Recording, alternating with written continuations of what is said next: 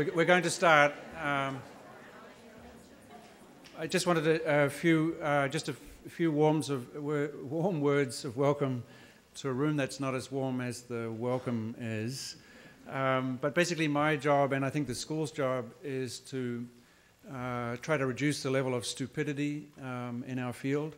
And that project to reduce the level of stupidity accelerates enormously whenever Professor Stiglitz is in the room. So I just want to say again how amazingly generous he is to return to this space and to help us to understand better the world that we're in. And every time there are ripples that go on and on and on, and I don't want to embarrass you about that, but I think there are, I suppose, in every epoch certain characters who have the capacity to envision what is happening and to describe it in such a way that it almost forces multiple levels of feedback, and surely Professor Stiglitz is one of those people. And a perfect demonstration of that is the sort of spectacular panel that's in this room. You do a great honor to the school. It's entirely undeserved. But if you ever feel like making the same mistake again, please do. Welcome back. And to all of you who are here, thanks for coming. This is an intersection between an amazing program of Ecogram number 3 that has just been an astonishing set of reflections about Africa from the point of view of architecture, but the point of architecture also means dance and art and literature and science and so on. But it's also the intersection crossing over with an amazing series for the Committee for Global Thought. So again, once again, the Committee of Global Thought is an incredibly natural partner to us. Some might argue that architects were the first global professionals. Architects were on the road. The medieval masons were not at all anonymous. Their signatures to be found. They were enormously arrogant. Their signatures generally, as you walk into any of those buildings, their signature is there. They cruised Europe continuously advising nobility that the other mason who had done it before was no good. We were very, very quick to become attached to airlines. Nobody knows airline seats like architects and airline schedules. So the pathetic species that we are, the one thing we have almost without realizing it developed an intelligence about is the global environment that we find. So to a certain extent, architects are ready for this conversation, and we look forward a lot to the leadership of the Committee for Global Thought. Okay, a long word of welcome. Thanks for coming. Thank you very much, Mark.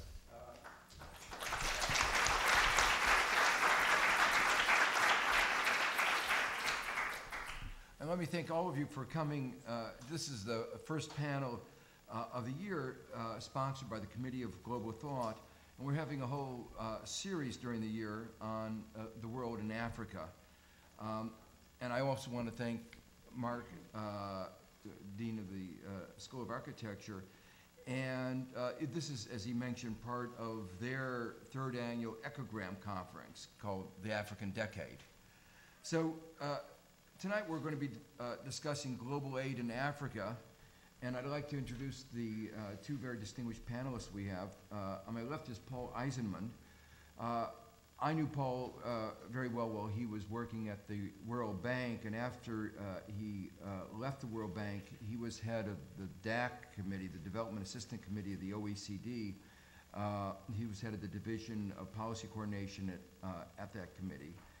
And his recent work has focused on global programs in health, education, nutrition, accountability and transparency, but also on, I gather, air architecture and allocations. Okay, so a different kind of architecture. Anyway, Louis Kasakendi also worked with me at the World Bank. He was executive director of the World Bank when I was there. Now he's acting deputy governor of the Bank of Uganda. And he was from 2006 to 2009, he was chief economist of the African Development Bank, where I last visited it in January. And the African Development Bank, under his leadership as chief economist, has really achieved a real prominence in advice in conceptualizing development in Africa. And they were all very sorry that he left to go back to Uganda, but I say Africa's loss is Uganda's gain. And his research focuses on macroeconomic and financial policies, including liberalization, structural adjustment, and African economies in the global economic crisis. The way we're going to structure this is, the focus, as I say tonight, is on aid in Africa. And I'm going to ask both of them to give a 10-minute introductory remarks. Then I'm going to ask a few questions, and then we're going to open it up to discussion. I didn't ask, who do you want to begin? Your choice. Okay. Paul, do you want to begin? Okay. And then, Sure. Okay. Okay. Yep. All right. Good. Well, thank you very much, Joe and Mark. I'm really honored to be here with you, and want to talk about a number of the points that I've learned and colleagues that I've worked with on issues of aid effectiveness have learned that are, I think, relevant about aid to Africa and development in Africa. I want to cover more than there's time for, so I better get going right in there. First lesson that I've certainly learned over time is don't overestimate the importance of aid. Many people, including Moyo, Easterly, Sachs, and in fact many donors do overestimate that influence. Moyo, for example, rightly notes the correlation between poor progress and aid dependency, but I think she gets the causality reversed in general. Except that she does have, I think, one really important point. Too much aid for a given country's circumstance can not only distort exchange rates, but more importantly, too much aid where governance is weak can make donors into codependent enablers of poor policies and of weak institutions. So, if aid to Africa were to rise rapidly to the very, very high levels recommended by Jeff Sachs, we'd all have reasons to worry. There is, regrettably, though, very little risk of that happening. Second, on the other side, is don't underestimate what aid can do to help countries that are trying hard to help themselves. If aid is really so terrible, as Moyo and Easterly tell us, then how about Rwanda? How about Mozambique? How about Ghana? How about Tanzania, who've gotten high, sustained, and increasing aid levels? And I should add Uganda into the list, who are doing very well, apparently, in spite of this aid. And of course, there are many examples outside of Africa of countries that have gotten a whole lot of aid that are doing extraordinarily well. Vietnam is a striking example there, but Bangladesh, with its social accomplishments in spite of governance problems, another. Next, in reality, more aid is needed for Africa, but for Asia as well. But the emerging need for belt-tightening in donor countries threatens their past promises of increases in aid. And this points to the need for more attention to innovative and sustainable financing, such as through a Tobin tax. But we need to recognize that political leaders in donor countries are likely to treat these flows as fungible, so that their medium-term additionality is far from assured. There's also more attention needed to mechanisms to reduce risks of internal shocks, including through the newly socially conscious IMF. And we were just talking before about how long would that last, but IMF certainly seems to be changing. Next, policies are crucial. We all know that. And we all know that policies are in reality pretty highly endogenous. They come from the underlying governance and institutional situation. But that doesn't reduce the importance of of setting the best feasible policies for a given institution. And for example, we've seen many African countries that have used fiscal and exchange rate policy to react effectively to the ongoing global economic crisis, and Uganda is indeed one of those. And as a result of that crisis, of course, ideas on good policy are changing. The mainstream has recently moved significantly to what Joe and his co-authors have referred to as a visible hand. Now, there's plenty of room for argument on a case-by-case basis, as well as on a general basis, for just how visible that hand should be and which countries are capable of what kinds of manipulations with those hands. Next point. There should be a frank dialogue with a lot of empathy on the part of donors and a lot of listening. I think we've all learned the hard way that neither externally imposed conditionality nor high levels of budget support for weak development programs will lead to sustainable results. Rather, what I've learned anyway is that donors should think of countries facing problems as if they were cousins, as if they were members of their same family, to be treated with respect and also with frankness.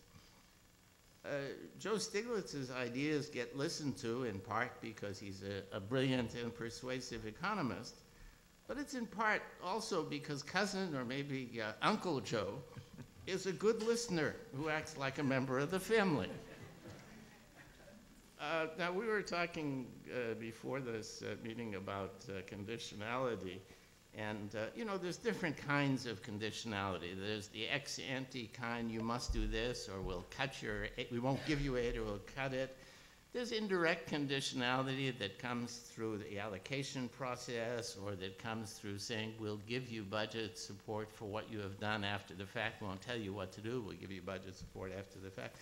In a sense, they're all conditionality, but there's a very important issue of respect.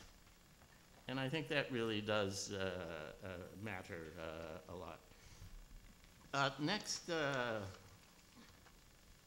let me skip the next point for now, save time. Next, focus on sustainable results. And that is, in a nutshell, the argument underlying the Paris Declaration and the Accra Agenda for Action that I hope most of you know about, an agreement between the donors and developing countries and civil society about kind of rules of the game for relations between aid donors and developing countries getting aid. And that's why this focus on sustainable results, there's so much emphasis on national ownership, on coordination or so-called harmonization, alignment of donor assistance behind government programs. What governments do is an awful lot more important than what donors do.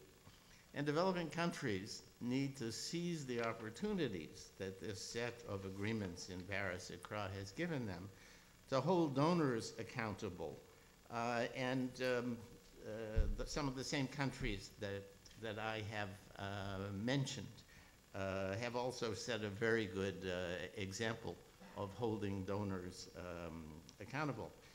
And I think in this context, Easterly's model of aid searchers who largely bypass governments looking for bottom-up approaches would be a big step backward in terms of aid effectiveness, but also politically. There are indeed lots of capable governments in Africa, as elsewhere, that have been doing a lot and merit support.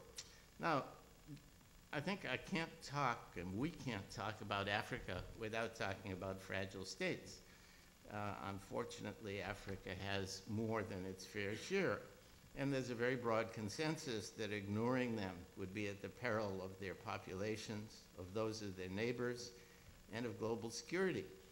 There's an awful lot that can be done including through NGOs in those situations, but it should always be with the idea of contributing to longer-run capacity in institutions. Some have argued that half of aid should go to fragile states, but I think this is justified only by an econometric sleight of hand that I will not describe, but if anyone wants to ask me about it, I'd be happy to tell you. And you don't need to be concerned, to agree with Moyo and Easterly, to be concerned about waste and to be concerned about adding inadvertently to state fragility. So it's important, but it's tough. And now let me say a word about the dangers of a disease that aid has long suffered from, which is faddism. The idea is whatever we've done in the past, that was wrong. Now, finally, we have the answer. And here are 3 recent fads that particularly affect aid-dependent countries in Africa. First one is that most aid should disperse primarily against monitorable short-term results. And in fact, linking aid to results is important.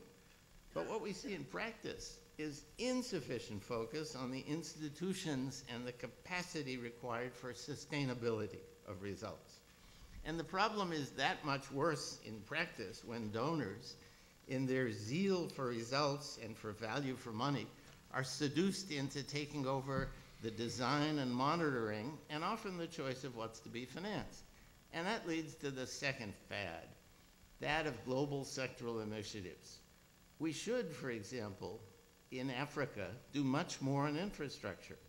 And we should do more on agriculture. And we should do more on health. And we should do more on education and other sectors too. Indeed, where shouldn't we do more? Aid donors can go to high-level meetings several times a year and promise that no good program in that priority area will go unfunded. And often, these sectoral initiatives are accompanied by earmarked global funds, which may be dispersed on results, short-term results or not. And it's not that these initiatives don't have some real justification, one by one. They do. There are important issues of global public goods or of giving a global push to high-return neglected issues. The issues rather the adding up problem and the related distortionary impact on the country priorities that donors have agreed in the Paris Declaration, the Accra Agenda for Action, to align themselves behind. So they said, look, we want to support your priorities, but then they go and they set up all these global programs that preempt the country priorities, and if they get too big, that's a real problem. Third and finally, we're now in the week following the MDG summit. Their impact has been much debated. In my view, they've had a huge, even if it's hard to quantify, impact on public and political support for aid. And they've helped recipient countries as well as donors to stretch further. But I think their biggest problem is that they're often used in an exclusionary way, quite the opposite of what was intended when they were launched. About 15 years ago, they were first called the DAC goals, then they were the International Development Goals, then they became the Millennium Development Goals in 2000. For example, secondary and higher education is not included, nor is the health of males over 5 years old, unless from specified communicable diseases. As Adrian Wood, who some of you know, has put it, MDGs should be taken seriously, but not literally. His point applies, of course, to the other fads mentioned and beyond. Can I have one more minute? Or last point. Leadership is crucial. Leadership can take different forms, but what's needed is commitment to development relative to private objectives of national leaders, and the capacity to get development programs carried out. Without that, aid can certainly help build capacity for the future, but the dialogue on policies and institutions is likely to be a dialogue of the deaf. And I've been there. But note that effective development leadership can take quite different forms. I think all of us in this room believe very strongly in democracy and in human rights. But some who see democracy as a precondition for success in poverty reduction and in MDGs don't want to recognize that there are fairly authoritarian regimes in Africa and elsewhere that have achieved extraordinary progress. And then some, like Moyo again, counsel autocratic governance, understating both the successes, the real successes of democracies in Africa and elsewhere, and the likelihood of choosing the wrong autocrat. So I will stop there. Thank you very much. Hey, thank you very much.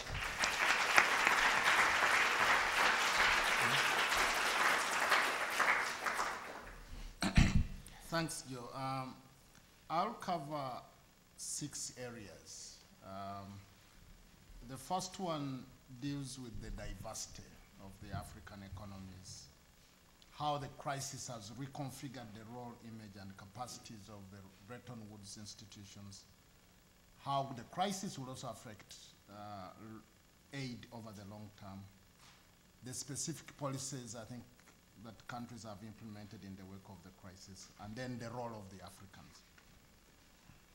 Whenever we talk about Africa, we should never look at it as one Africa, and I think the first speaker has touched on this issue.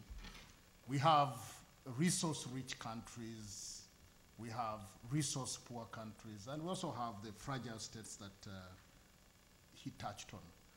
This means that there are large differences between African countries in respect of their need for aid and the modalities in which aid should be delivered. It's not useful to discuss aid to Africa without taking account of these differences. My main point, I think, is slightly different from the first speaker, but in part agreeing with him that aid is most needed in the fragile states. Where the state capacities have been eroded and in some cases have collapsed, revenue mobilization is weak and private investment is low. But this is also where it is often most difficult to spend aid and meet the strict criteria and conditions imposed by aid donors. The priority for many of these fragile economies is to rebuild a functioning state which can provide essential public services and create the conditions for sustainable economic recovery. These countries need aid. Unfortunately, donor agencies often fail to provide sufficient aid to support government budgets in the fragile states, to support the rebuilding of the state and public services, because of fiduciary and other concerns. In these countries, aid bypasses the government budget and does not contribute to the rebuilding of the state. To me, this is being short-sighted by aid donors because it is difficult to raise the fiduciary standards without strengthening the state capacities. And we also need to change the aid allocation mechanisms used by the Bretton Woods institutions. To take account of this fact, when I was still at the African Development Bank, we started a study to look at ways of changing the CPIA to include vulnerabilities of countries in the aid allocation formula. Now, in contrast to the fragile countries, almost 20 African low-income and middle-income countries have sustained strong economic growth for over a decade. Some of them have acquired the status of the frontier markets. They are on the path towards emerging market status. Many of these countries want to reduce aid dependency because it is regarded as being macroeconomically and fiscally unsustainable and a threat to sovereignty. To achieve this, they are strengthening their domestic tax systems, they are deepening their domestic bond markets, and in some cases, Ghana, Gabon, and Senegal. Kenya is also in the pipeline, and Uganda. They are looking to access external commercial debt by issuing sovereign bonds. Unfortunately, we sometimes impose constraints on these frontier countries because they are post-HIPIC countries and constrain their access to non-concessional resources. For these countries which seek to reduce aid dependency, the multilateral institutions should aim to channel more funds to the private investors on commercial terms through the private sector investment arms. Although private investment has increased in many of these countries in the 2000s, it is still much lower as a share of GDP than in the high growth economies of East Asia. Moreover, the continued growth of private investment in Africa could be threatened by global shortages of investment funds or greater risk aversion on the part of private investors. Therefore, the IFIs could play a useful role in providing equity and loan finance to the private sector in Africa. The IFIs could also channel some of this money through the regional development banks.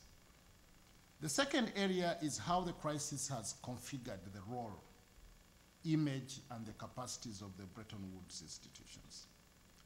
What we had during the crisis is less conditionality, more flexibility, and a combination of medium long-term financing and a short-term crisis response.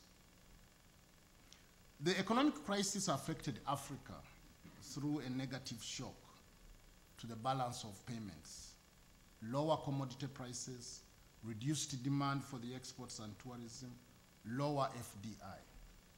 Hence, what the African countries required most to offset the impact of the crisis was balance of payments support. To be effective in meeting the needs of the African countries, the balance of payment support had to be made available for quick disbursement and to be relatively free of conditions which could have restricted its use or delayed disbursements.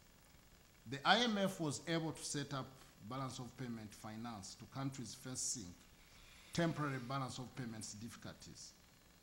The global economic crisis, in my view, has given a new lease of life to the IMF. Prior to the crisis, it was becoming largely irrelevant in many parts of the world. But to its credit, the fund quickly set up a range of new lending facilities to meet the requirements of its members, including the African countries. Indeed, Kenya and Tanzania, among others, have access to resources under the exogenous shock facility. The African Development Bank also introduced new lending instruments for its regional members.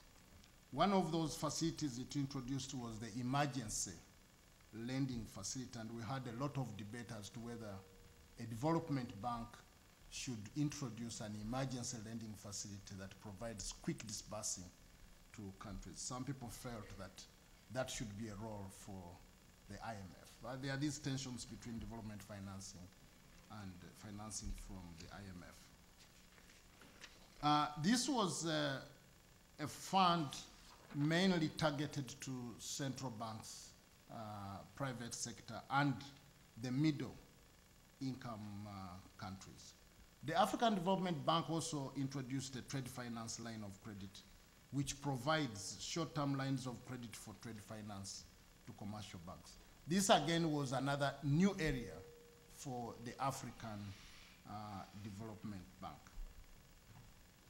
However, our biggest challenge was designing an instrument to respond to the requirements of the low-income countries. They are referred to as the ADF or IDA countries.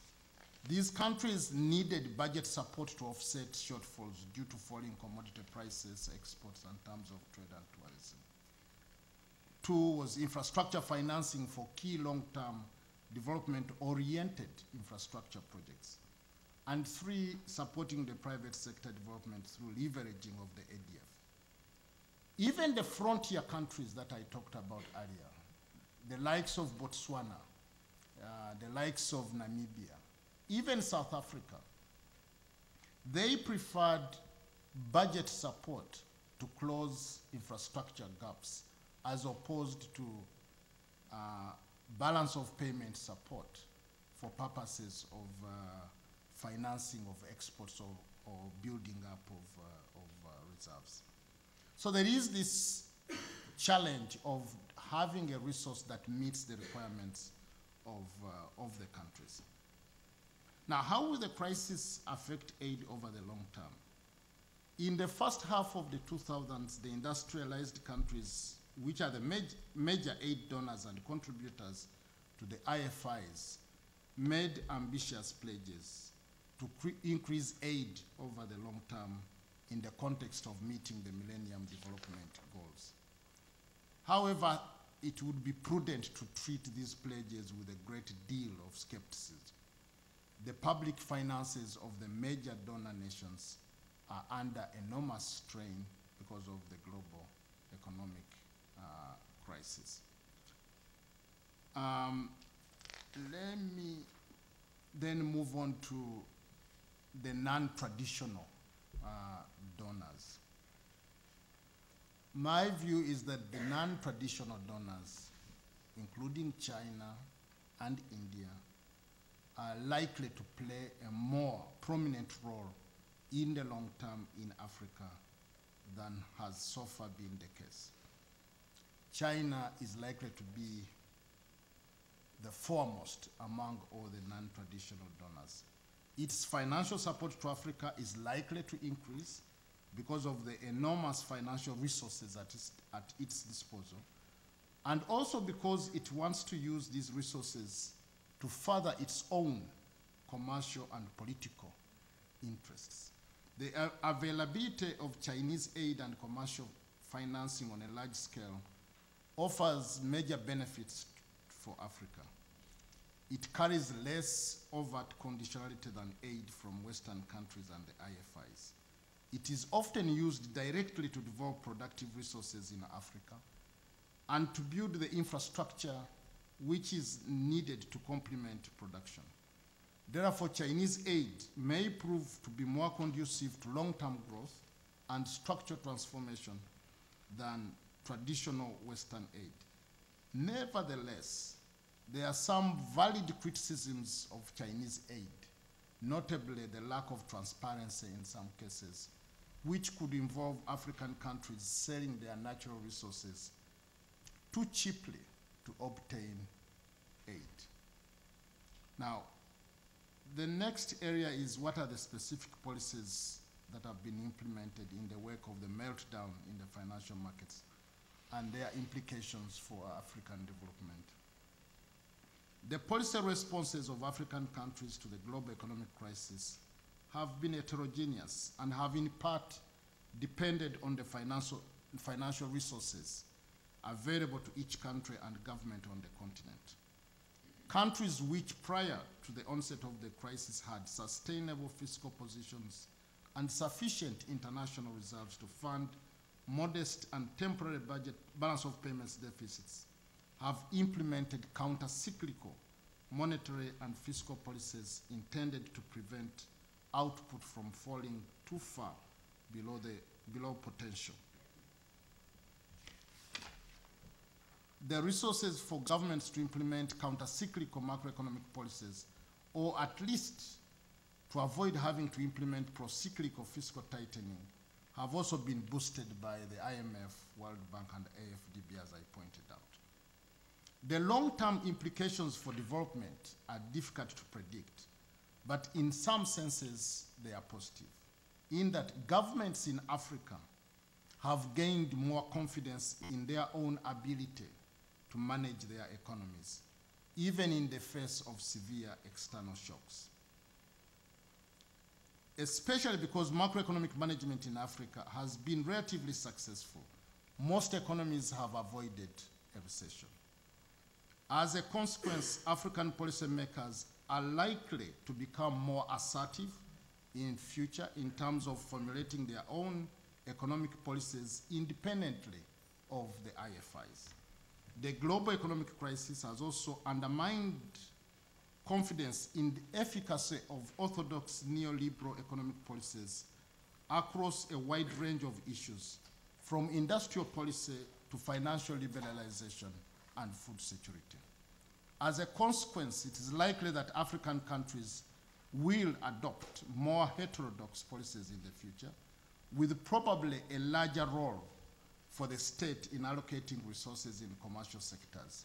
I think this is the visible hand that was referred to. And Malawi started a program of giving fertilizers to farmers. This was before the crisis, to boost domestic maize production, a policy which is regarded as being quite successful and will therefore probably be emulated elsewhere in Africa. Ethiopia and Rwanda are also leading the way in using smart government interventions in a wide range of areas intended to boost economic growth and improve welfare.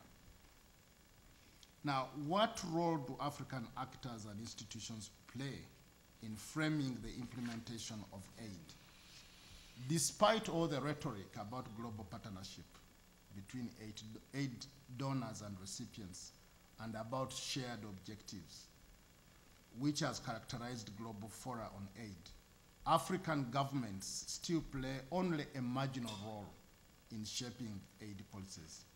Africa has too small a share of the voting power at institutions which actually have financial resources for funding development, meaning the World Bank and IMF. So the African countries have very little influence over the policies. They have a larger voice in United Nations, but the UN agencies are not major funders of aid other than for humanitarian purposes. I think I should stop there for now. Thank you. Okay, thank you very much.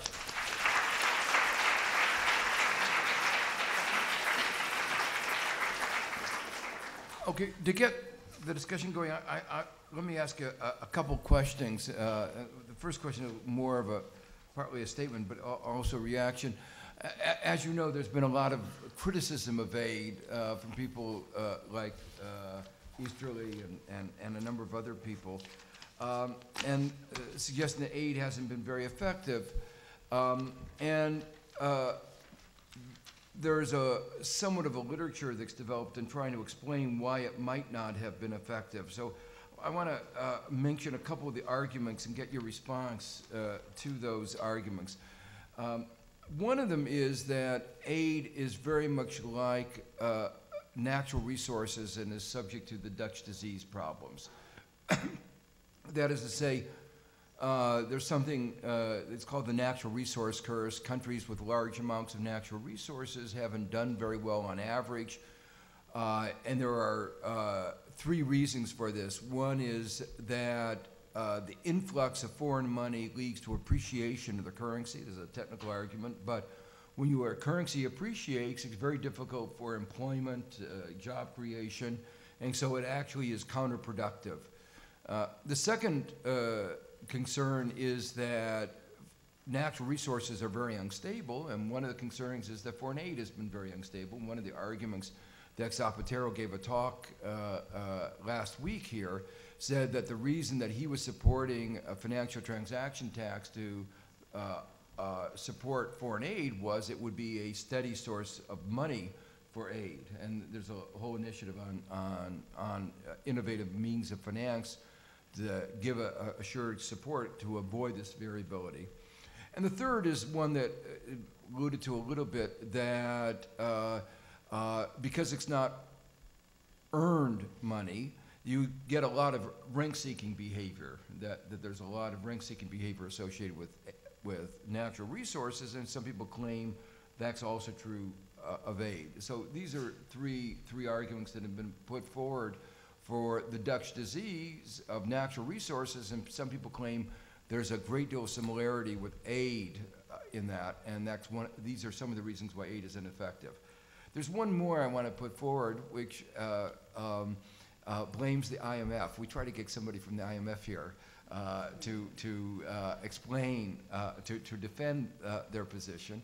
But that argument is one of the reasons that aid may be ineffective is that the IMF tries to countervail the Dutch disease problem and forces governments to put the aid effectively into reserves.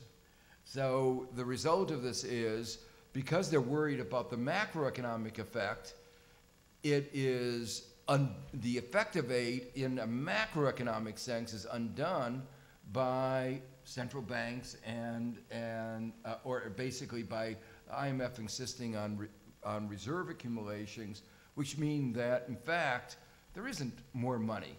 And there have been some studies actually done by the IMF which show that there's actually more than a little truth in this allegation. So I'd just like to get your views on that issue. Okay. I think that there is some truth in your fourth point on placing aid in reserves, but I think it has to be put within a context. My view is that you need a medium-term expenditure framework designed by the government. And then government looks at different sources of financing. Some of the sources will be domestic, and the other sources will be aid. And just like for natural resources, you need to have a medium expenditure framework that is consistent with certain desired growth levels. If you don't do it that way, then you will have an expenditure framework that is influenced by aid, and you will go through the cycles as aid comes in, you increase your expenditures, as it goes down, you reduce your expenditures. What we did in Uganda was to have such a medium expenditure framework, and donor resources came in to finance the financing gap. To the extent that we got more than what we required, the excess was put into reserves. That's why I said that there is an element of truth. So whether you are dealing with natural resources or aid, you must have an expenditure framework. The government must design an expenditure framework and then align resources to financing that expenditure framework. Paul, Yeah, let me add a couple of things. You know, Joe is alluding to the pretty extensive literature, not only on, you know, why has aid not been effective, but whether aid has been effective. And for those who are interested and haven't seen it, if you Google ARNDT, A-R-N-D-T, and FinTARP, T-A-R-P, you will come up with an article that some of the people I've talked to have said is the latest one to be beat. All these articles eventually get beat, but this is the latest one, and it says, in fact, that you know, aid has been a lot more successful than people have given credit for. And you know, you've got this problem, econometric and practical. If the countries that are doing well, you give less aid to, and they graduate, and the countries that are doing badly and you really want to help, you give more aid to, it becomes very difficult to figure out, you know, which way is the causality going. And but anyway, can I just mention there are some econometric techniques that some people use. You may want to comment. There was one study that looked at it in the following way. It turned out that countries, the allegation is that countries that voted with the United States in the Security Council or in the UN got more aid. So that was a case where aid is correlated with politics, not with need.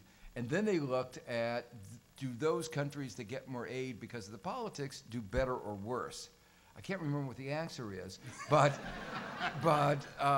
there are these techniques that try to look at that. Do you have any view on those papers? Well, I mean, first of all, if anyone tries to say to you that political factors did not influence aid allocations, maybe they'll sell you the Brooklyn Bridge along with that. But so what? You know, when you the point is, when you add up the aid receipts, you have to see how much of a bias is there, and it seems to me that econometricians are never going to really resolve this kind of a problem of whether taking account of issues of need, taking account of political issues, and taking account of the country's capacity to use money well. You know, you talk about performance, that sounds terrible.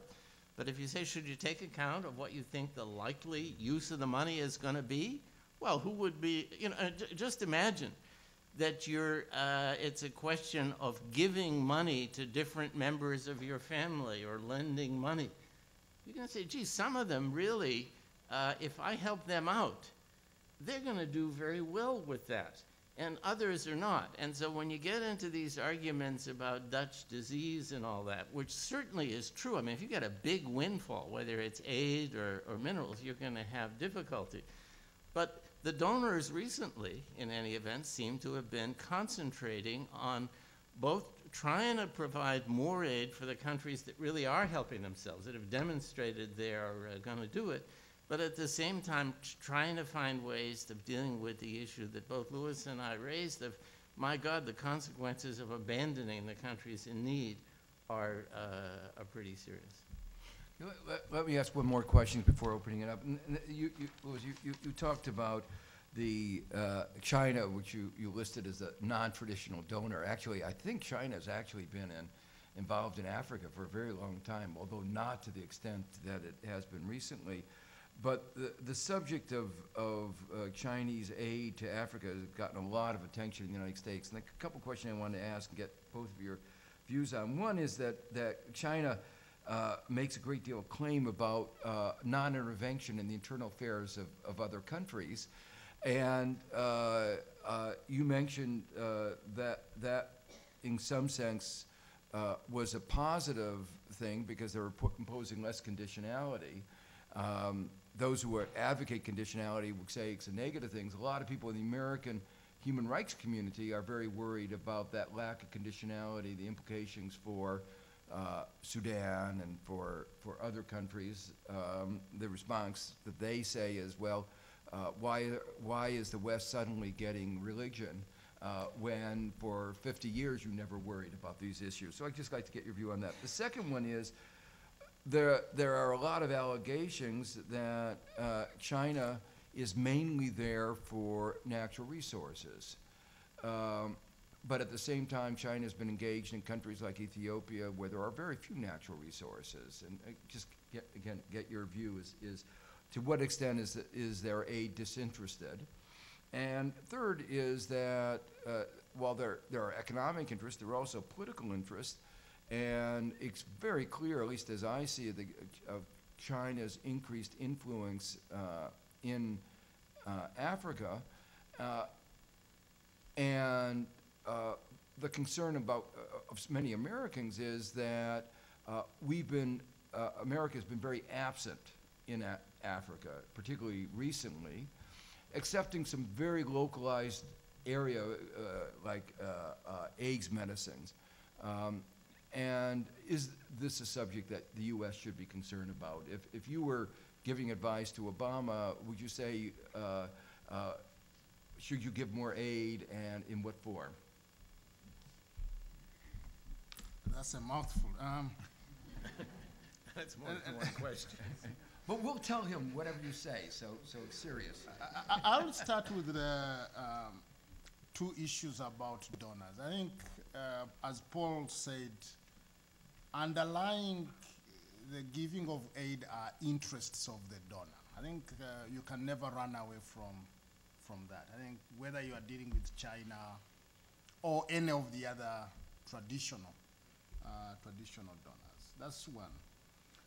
The second one, which is still very debatable, is whether these conditionalities have actually worked in Africa. And I think what we had during the crisis was that let's go in with less conditionalities, and we saw that with most of the IFIs and development banks. And there are many people who now say that because we were able to react fast with less conditions, we were able to avert a crisis. So there is the whole issue of whether we should always be increasing conditionalities or not. The fact of the matter is, yes, China has come in, it has got its interests, and natural resources are some of its interests. And it is coming in with this policy of non-intervention. That's the way they have solved it. My view is more of a message to the African countries than even this whole debate between traditional and non-traditional donors. The message to the African countries is that we may have made mistakes over the post-independence period as we dealt with the traditional donors. If we are not careful, we might make mistakes in our relationship with China. I think we must have our own development programs and negotiate with China to align resources to our own development programs. Otherwise, they will come and say, we need a road from A to B, which may be a road from here to a mine. Look at the map of Africa. Look at the railways and the roads that were constructed during the colonial times. They were constructed in a manner that was intended to exploit the natural resources of Africa. You look at that map of Africa, there's very little that connects landlocked countries across Africa. Most of this was roads and railways to the sea.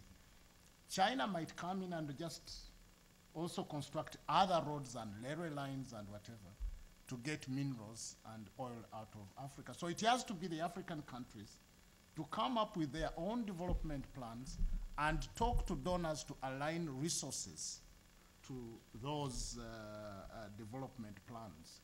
And I think the example you bring out of Ethiopia, Ethiopia to me is one of those countries that clearly has a vision of where it wants to go and deals with donors given that vision, and is very selective between donors. They know that China is very good in this area, and they want to deal with China in those areas. And I think it has benefited a lot from its aid program with China, and I think the other African countries should emulate that. Otherwise, we are likely to make the same mistakes of having roads, railways, leading to exploitation of natural resources. Look, I agree with what Louis has said, and I'd like to get on to other questions. I'll just put a couple of things on, let's say, add a couple of things. On China, you know, China is getting to be a very big economic power. Clearly, if you think about it, its aid to Africa is not that dissimilar to, we were talking before, Japan's aid to Africa and to Asia at an early period. Now, Japan still has commercial interests, still has political interests, but Japanese aid has changed an awful lot. Maybe partly tied, but it's less tied. There's a lot more support for country programs coming from Japan.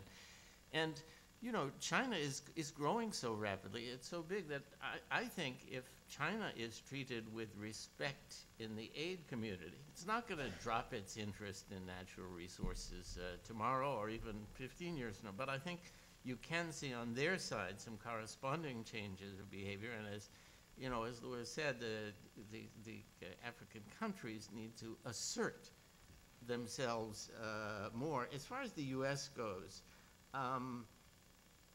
I think you've put it about right, Joe, because there was an answer implicit in your question, strangely enough.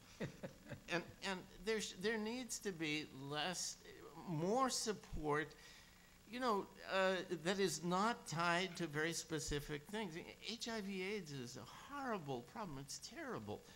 But for the U.S. to put $15 billion into that and and very, very little into health in general, that's not the right thing. And in fact, President Obama has talked both about a broader initiative on global health and taking this money that was reserved for just HIV/AIDS, and using it more generally.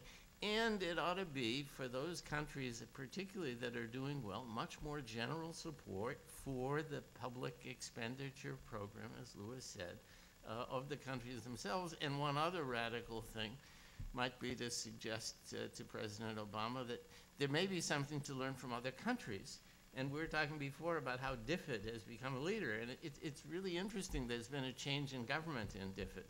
And there are changes in aid policy. But from our point of view, they are tiny. I mean, there's a real continuity, and there is a support for overall country programs. Some selective stuff in sectors. So maybe the idea that we don't have all the answers would be another thing to say. Yeah, for those of you who don't know, DFID is the British aid agency. Let's open it up to the audience. Do we have a microphone? Did anybody? No. Okay. Well, you either have to talk with a loud voice or come. There is a microphone? I don't see. What? There it comes. Hi, thank you. My question is, and I don't really, there was a lot being said about states needing to have greater capacity and greater say. My question is, how do you think that African states can leverage themselves with donor agencies, both China and other large donor agencies, in order to have a greater say in aid processes? Yeah, I'm going to gather 2 or 3 questions at a time and then let you answer them. So can you just run? Hi. I'm also wondering about the role of a couple other actors in development and aid. Specifically, I'm thinking of international organizations such as Médecins Sans Frontières, the Soros Foundation, Action Against Hunger, and then the role, or what you make of South-South cooperation. That's something that the UN is pushing, I know. That's all. There's a question down here. Oh, here he is on the side. You can use it.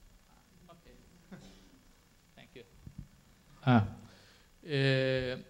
With everybody mentioning the role of China and India perhaps, and different agencies, DFID and the UN, the World Bank, the IMF, how is it possible to monitor all this kind of aid? And what is the future of the aid structure as you see from 10 years from now, as you have all these agents competing with each other, and if money is to be put into budgets and not to be given as in projects, in the format of projects and programs, it will be very hard to monitor, and I can't see how it can be done with the systems that are in place today. Okay, you want? Let me start with the last one, and then I'll move back to the capacity. I think from the African point of view, we have always had problems of dealing with donors. For each project, you'll find several missions coming from the donor country. And in most cases, each mission wanting to see almost virtually everybody within the hierarchy. So during the 90s, we promoted more and worked with the IFIs to see that we had joint programs where there was the donors coming together to finance a budget program or a medium expenditure framework that is designed by government. That was in a way reducing reducing on the requirements on the government, on the government to respond to different donors.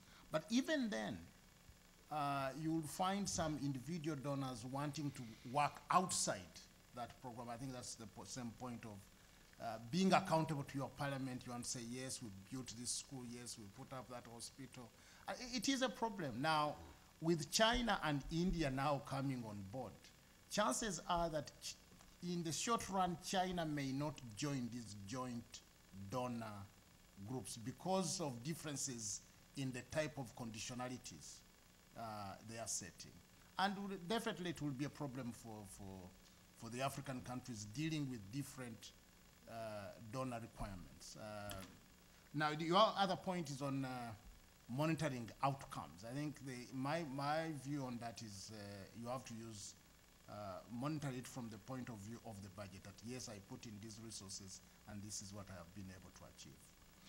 Now, on the first question on the capacity of African countries, one thing that I would like to bring out is the case of Ethiopia and Rwanda.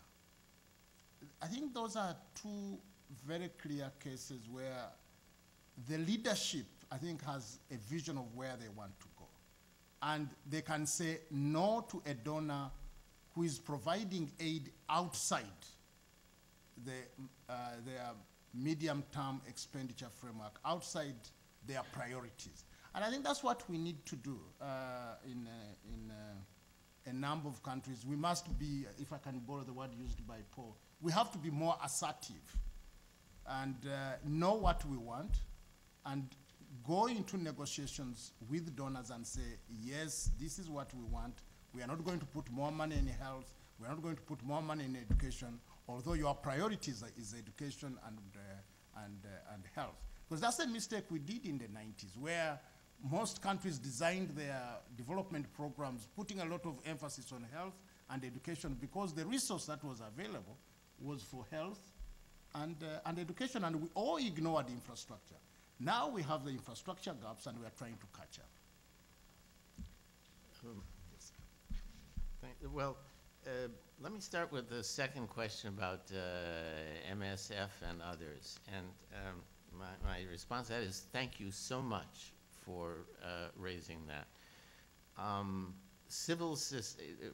You've mentioned civil society and then foundations.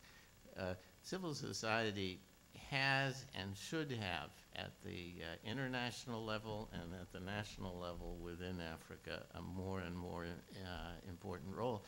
And I can cite a personal example. I've been involved recently in an initiative about a global strategy on nutrition, but this is a nutrition initiative without an earmarked fund.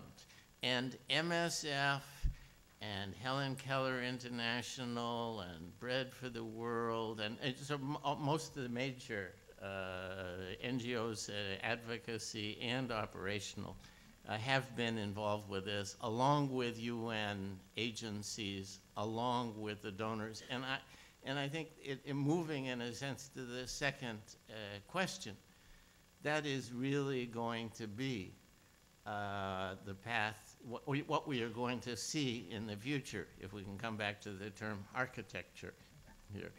And now, deal with foundations. Well, Soros is very big, but wow, just think of Gates and Buffett and what that's going to mean, and their efforts to get other billionaires around to put up money.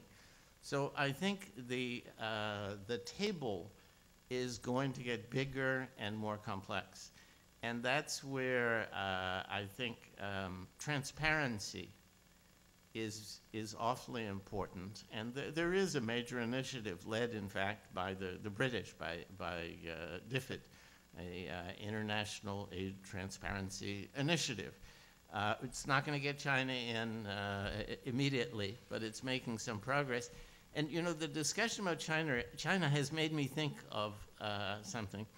The next high-level forum on aid effectiveness, which is going to be next year, is going to be in Korea. And it's going to be in Korea because Korea is an aid donor. And Korea is really, in a sense, in the similar position to China. It's smaller, but some of the same tensions. And yet, Korea recently did join the Development Assistance Committee. So I think, once again, there's room for some kind of middle ground if everyone is treated with a certain amount of respect, and if at the same time we recognize, well, of course there are political and commercial interests, and African countries and others need to be aware of that and respond in an assertive way. Yeah, we have time just for a couple more questions. Are there, over here?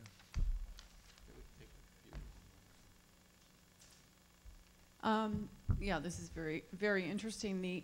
What I don't quite hear, and I'm not sure, it's just, I mean, I'm not that familiar with economics, and I'm not that familiar with the nature of the aid issues, but I'm interested that I'm not hearing certain kind of structural considerations with respect to the nature of, I mean, the use of the word family was interesting, for example, and more anthropological than I'm hearing in other, from some of the other speakers. The notion of the theory of the gift, for example, which is that the gift always wants to be returned to the giver. It incurs obligation. It's required that there be a circulation back to those who are giving the gift, and of course that comes in many forms, political forms and so forth. But what I'm interested in is actually the specific structures in Western culture, say the United States, such as the philanthropic structure or the various federal aid structures that allow the kind of aid to go forward into another continent and to find a place there without assent, in a sense. So I mean, I was interested in the reaction to that has to be another structure, a philanthropic structure or kind of civil structure that would be able to organize the acceptance of the money in a way that wasn't just passive and, and sort of at the mercy of the gift. And so I'm not exactly hearing, I'm not hearing the economic version of that. So I'd just like to hear. Sure.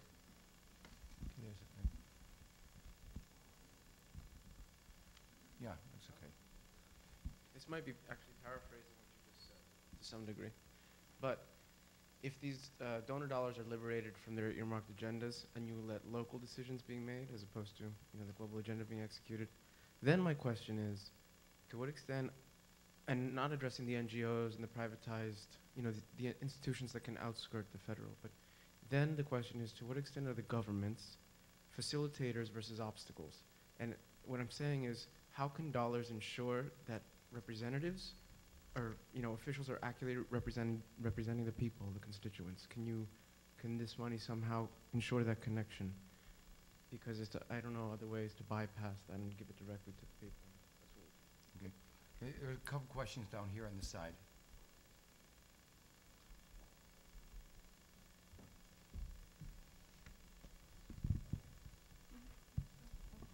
I think this question is related, and I was just hoping that the gentleman from the Central Ugandan Bank, is that where you, okay. I was just hoping that you could maybe illustrate for some of us who are non-economists the procedure by which aid would be a factor in sort of planning a medium expenditure framework. For example, one of the challenges that was presented today is capacity, and I know that a lot of African governments don't have the capacity to collect taxes. So if your a priori problem is that you don't have a regular stream of revenue coming in, how do you go about planning a medium expenditure framework?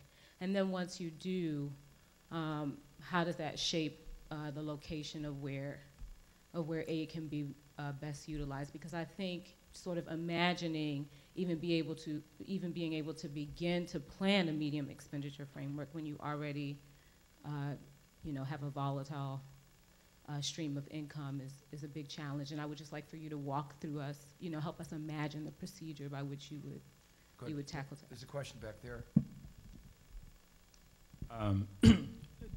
Two questions really. One is the issue she alluded to, which is capacity. it's often the case that a lot of African governments, I'll speak, for instance, for my country, Zimbabwe. I've just spent the last 4 months working for the World Bank, and it turns out that the central government's capacity to actually do things, to implement, even if they are given money, is very, very limited compared to, say, that of NGOs. You find that, you know, NGOs like UNICEF have more qualified staff than, say, the government. Can you speak to that in terms of what the case is in other African countries and the impact on how aid ends up being either effective or not so effective? The second issue is on the issue of the African diaspora. As African countries are kind of crumbling because of the issues that they're facing, we're seeing a huge migration of people leaving their countries. I speak again for my country, which is 25% of the population has left the country, mostly like qualified professionals. In the next, say, 5-10 years, I know for a fact that now most of the donors don't really know how to deal with the issue of the diaspora.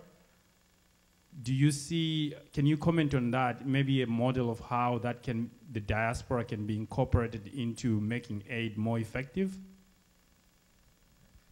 Last question way in the back there. Oh, can you hear me down there? Loud and clear. Okay. My question is, you brought up the issue that African countries need to be more assertive. And I know in some countries there are military governments, or sometimes the governments are corrupt, and there's just a lot of different political issues. So how can, with the current structure that are in place in some of the actual African countries, like, how do you see them being more assertive? Is it going to be from a policy standpoint, or is it going to be something that is on the local level? Paul, you want to begin? And then let you give the last word. Okay. And you can, in your last word, you can incorporate any other comments you want to. Okay. Thanks. Having had a chance to have, I say before, I'll try and stick to the questions that have been raised.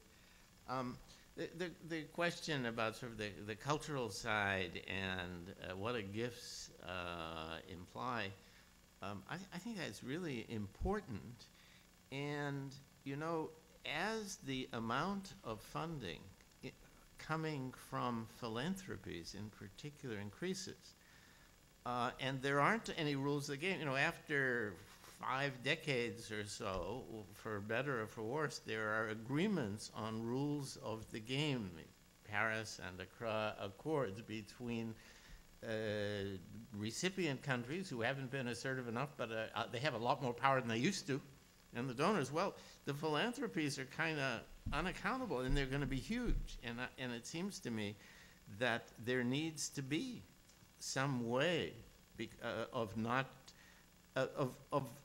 an accountability structure other than to their own individual donor, so that we aren't just seeing sort of their own views running rampant as the amount gets bigger. And I think that's really an important issue that you've raised. Now, there have been several questions about, well, can you trust those governments? And those are very important questions. But if you go back to what Lewis started with, he said, you know, countries are different. Yeah. So there are some countries that are clearly quite capable. And I hate to, you know, to say it, but as I said in my opening remarks, some of the capable countries indeed are military. The issue for Millennium Development Goals, for poverty reduction, rather than for human rights and democracy, and human rights and democracy are extremely important, but the issue for poverty reduction and MDGs is there, to what extent is there objective development? To what extent are they driven to provide services?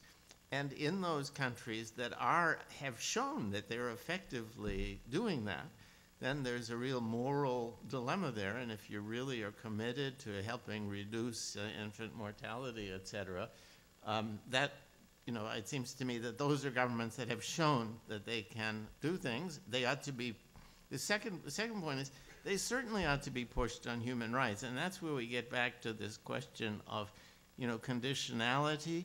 Well, there's got to be frank dialogue. You're not going to have conditionality saying you ought to stop being a military government.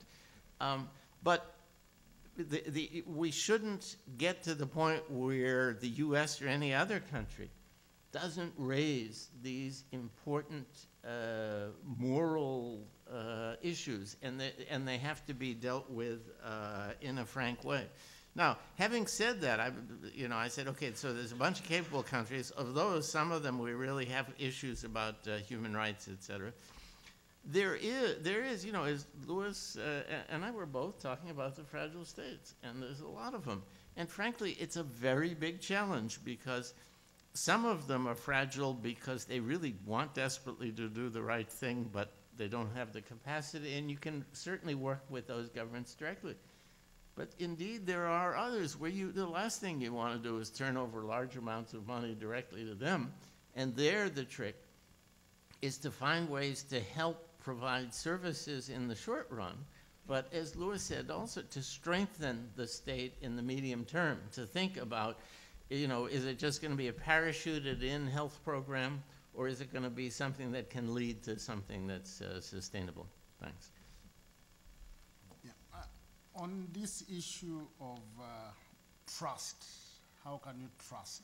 At what point do you trust so that you can use the budget as an effective instrument for purposes of improving the welfare of the people? It can be a difficult call. There are risks that donors will have to take. Take my own country in Uganda. If one visited Uganda in 1986, where all state functionaries had been eroded in 86, your recommendation would have been, don't use the budget. Go round the budget in terms of offering services to the people. But some countries did actually take risks and worked with government to strengthen the state. And I think the results now are good in that you have a functioning state. You have a civil service that is able to draw up a medium-term expenditure framework. So I can't say that it is a science to decide as to whether you deal with this government or the other government, but you have to take some risks. Two is the issue of the fragile states. I think they will remain a very big challenge. Fragile states will remain a very big challenge to all of us. And it will always be a very difficult call as to whether the budget is transparent enough and effective as an instrument. A very, very, very difficult call. I was sent to Zimbabwe last year in March after March after the unity government came into power. And the question was, how do we design interventions by the African Development Bank? And I talked to different donors who were on the ground, and you could hear skepticism by many of the donors. I recall going back and giving my report. We took some risks and said, no, we will have to deal with the government. And we started relationships with the Ministry of Finance. And you are right, Zimbabwe, many of the professionals left in the case of Zimbabwe. The civil service is now much weaker than it was in the 90s. But if you totally avoid government, you use only NGOs to provide the services, then you have this weak government that you are not working with. I think we have to take some risks and try to see that, yes, maybe in the initial stages we may avoid government, but we know we are going to deal with it within the medium term. We might as well start strengthening it so that it can be an effective instrument. So you were right that in some of these countries, especially in the weak states, even planning itself, coming up with a government plan, can be very difficult. In fact, you may be dealing in a situation where there is no plan. But that might mean that you will have to work with different ministries, different players, so that you come up with a plan. Now, one of the other questions was that what if the government is not representative of the views of the people? You may find that even the NGOs may not be. They may also have an agenda. So this is never an easy question for anybody. Now, the other point was how do we involve the diaspora in assisting these weak governments? Can we find ways of tapping in some of the skills in the diaspora? I think the diaspora have got a very big role to play in their home governments. We have to find ways of attracting some of these people back in their countries. But they will not become a substitute to a weak government. I don't think that should be the direction we should take. I know the UN has looked at various ways of getting the diaspora back. But at times they also create distortions. You find someone in a ministry receiving maybe $2,000 and the other people reporting to this one individual are receiving the equivalent of $10 a month. I mean, it doesn't work. You can't have only one person running a whole ministry. So we have to find ways, but I don't have easy answers to all these very difficult questions. Thank you. Well, thank you very much. Let me just remind, first of all, I want to thank both Louis and Paul for coming from such distances. This Friday, Saskia Sassing's City and Eco Crises Conference is part of the Ecogram, and it will be here in Wood Auditorium from 10 a.m. to 6 p.m. So for those of you who felt this was too short, this will make up for those of you who like a longer conference. Next week on Thursday, October 7th at 6 p.m., as a follow-up to tonight's panel, we are sponsoring a screening of Our Friends of the Bank in Warren Hall, room 310. It's a really interesting movie. I encourage you to go. It is the story of some negotiations between Uganda and the bank and the IMF. And it's a documentary that was remarkably frank. I think the bank regretted it. So I really do encourage you to see it. These institutions may have changed. It's a little while from them, but at least it's a nice historical look at what things were like and maybe like today. And there'll be a whole series of programs from the Committee of Global Thought on Africa, which will be posted as they get finalized. So let me again thank you all for coming. Thank you particularly.